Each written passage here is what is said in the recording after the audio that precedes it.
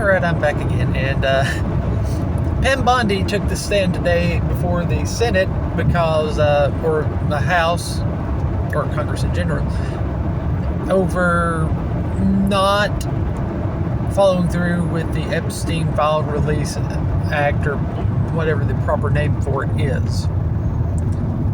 And if you remember correctly, there were several components to it, like you can to redact the names of the victims but not the accomplices and clients and things like that.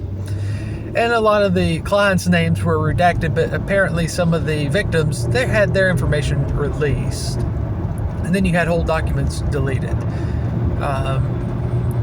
FBI and DOJ said, oh, well, he wasn't running a human trafficking ring. Epstein was not. And they had a field day with her. Congress did. Apparently, first, they asked, one of the things was they asked the victims who had been interviewed by the DOJ, or who of the victims had not been interviewed by the DOJ, and they all that were in attendance raised their hand. So they were willing to say not a human trafficking ring, and did not speak to the people, the victims, to get their statements. There was another part where, I guess it was a senator, I don't remember the name, was questioning Pam Bondi, and all Pam Bondi could say was, "You're just a washed-up former attorney." That's all she had. But one of my all-time favorites was Thomas Massie was just lauding into her.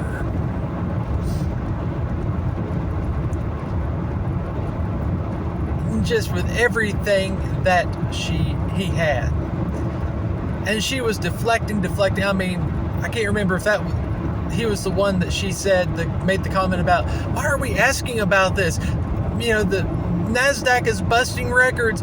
The Dow Jones is over 50,000. Why are we not talking about that? I can't remember if that was Thomas Massie or one of the others that she made that comment to, but she was just, I know Thomas Massie, he was absolutely lauding into her, and good for him. Actually, I think everyone was pretty well lauding into her. It was not a friendly zone for her. And she just deflect, and he just started going tenaciously at her. Sometimes it might have been a little too much, but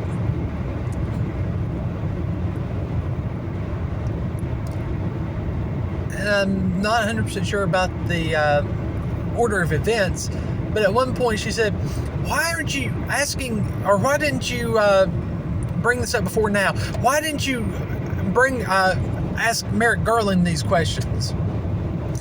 And Thomas Massie said, this goes back decades. This goes back through multiple generations. So why stop there? Why don't we go to Obama? Why don't we go to or Biden? Why don't we go to Obama? Why don't we go to George W. Bush? This goes back decades, but this point in time, but you are in control of the current time, or something like that, or you're responsible for the current time. And that was just, when you look at persuasion, I'm in the process of reading the book from the late Scott Adams, Win Bigly, on persuasion. But when you think about it, if he were Scott Adams were still alive, he would be gushing over how persuasive that is. The way, what he said, how confident Massie was when he said that. And you know it hit, because the only thing she could do was say, well, you have Trump derangement syndrome. You're a disgraced congressman. And I'm still fairly early on. I'm in part 4 of the book, and even then, it says that when someone results to that, that is a sign that they've pretty much lost the debate. And it's relatively accurate. Now, that being said, and this is kind of where Scott Adams kind of goes back and forth in the book. He brings up how Trump can use that similar tactics to turn it around in his favor. By and large, I have found that if you have to resort to acting like a little school, you're retarded. Usually, unless, or when it comes to like name calling and things like that, usually, of course, you have to look in context. That means that they've lost the debate, unless it's just someone. I resort to it because I'm just sick and tired of making the same comment 900 times and people just ignoring it. But in the context of this exchange, or exchange of this nature, usually that means that, yeah, they've lost the debate. With Trump, or someone like Trump, he has the charisma to where he can resort to mocking, name callings, and things of that nature, and kind of turn it around at least to an extent.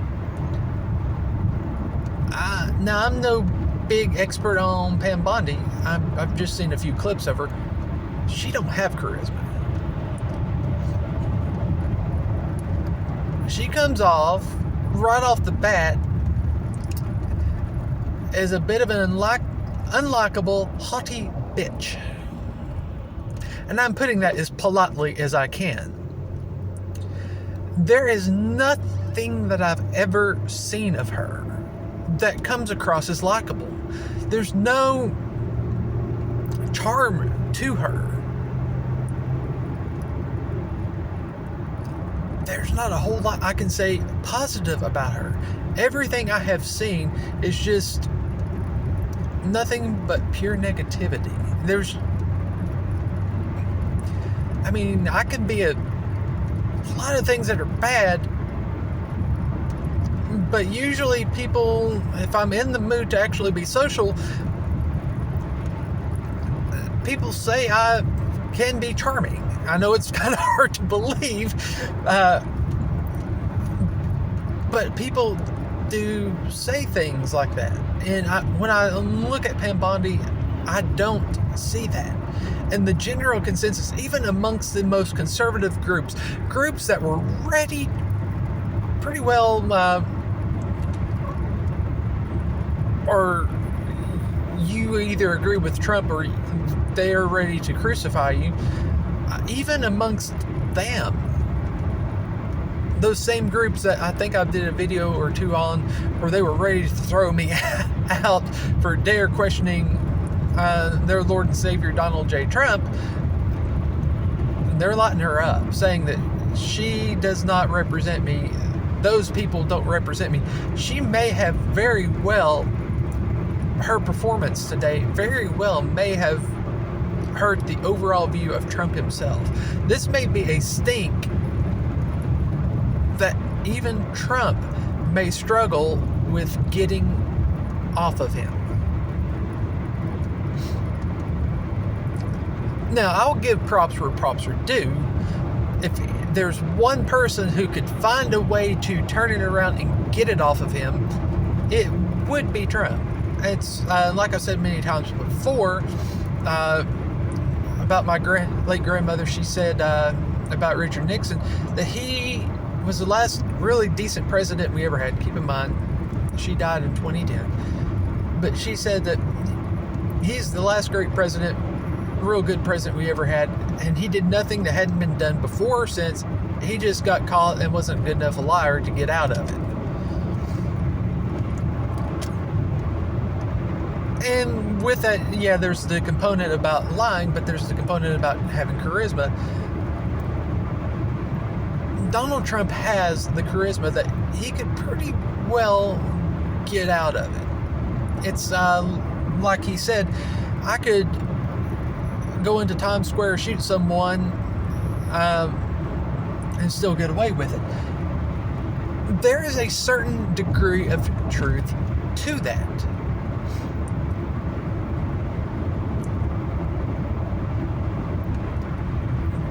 But even the most over-engineered ships,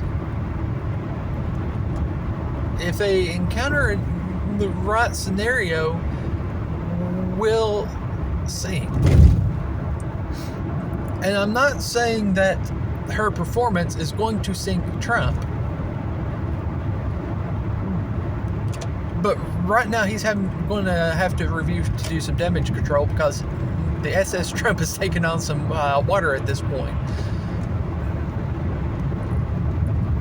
And Thomas Massie, he had in my opinion, overall a good showing, making some very, very good points.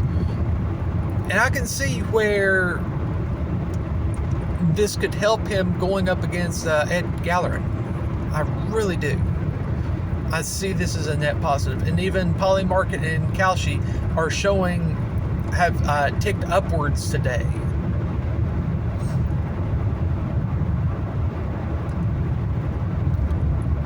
Whether you like Trump or not, the Epstein Files it's not something that's going away. At least not anytime soon. The best bet Trump could do would stop saying that we're moving on. We're putting this behind us. You ran on this, that you were going to support the release on it of these documents. You got to follow through. And you want to talk about accountability, no one's above the law? Talk's cheap, actions are where it's at. You're going to have to do something. There's going to have to, where the statute of limitations have not expired, there's going to have to be some indictments or something going on. There has to be some form of action.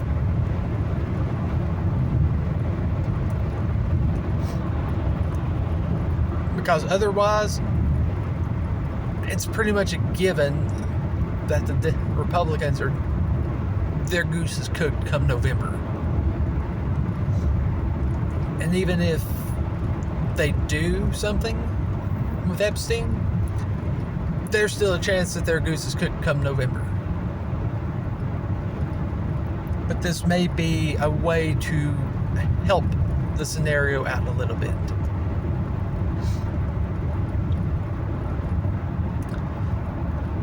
Anyway, that's my thoughts on the matter. Let me know what you think. Do you think Pam Bondi did well, or do you think she blew it? If she blew it, how bad was it? And how do you see it affecting the administration as a whole, or heck, even the Republicans as a whole, with the midterms coming up?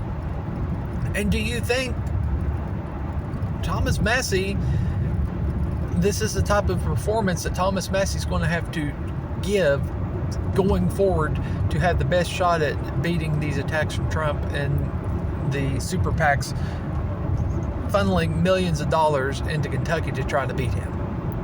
I think this is a net positive for him. He had some very good moments of persuasion that I really think can benefit him greatly if he can build on it. I just got to throw that out. Anyway, later.